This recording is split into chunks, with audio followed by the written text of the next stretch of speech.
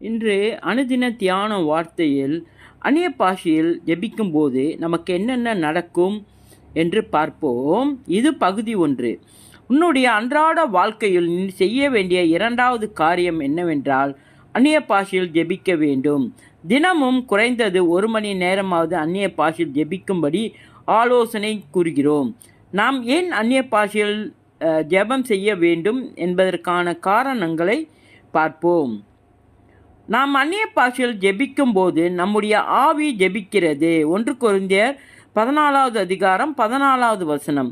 நாம் அந்நிய பாஷையில் ஜெபிக்கும் போது நம்முடைய முழு சரீரமும் ஒருமுகப்படுத்தப்படுகிறது.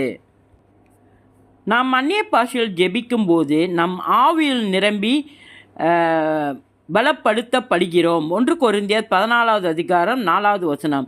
நாம் அந்நிய பாஷையில் ஜெபிக்கும் போது நாம் கர்த்தரோடு பேசுகிறோம், அவரை துதித்து போற்றுகிறோம். 1 கொரிந்தியர் 14வது அதிகாரம் 2வது வசனம், அப்போஸ்தலர் 10வது அதிகாரம் 46வது வசனம்.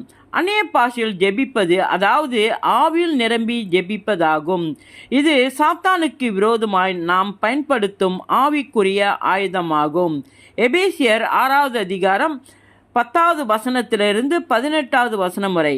நீங்கள் அந்நிய பாஷையில் ஜெபிக்கும் போது அது உங்களை மகா பரிசுத்த விசுவாசத்தில் உறுதிப்படுத்தப்படுகிறது. யூதா 1வது அதிகாரம் 20வது வசனம். இது பகுதி 1. இயேசுவின் நாமத்தில்.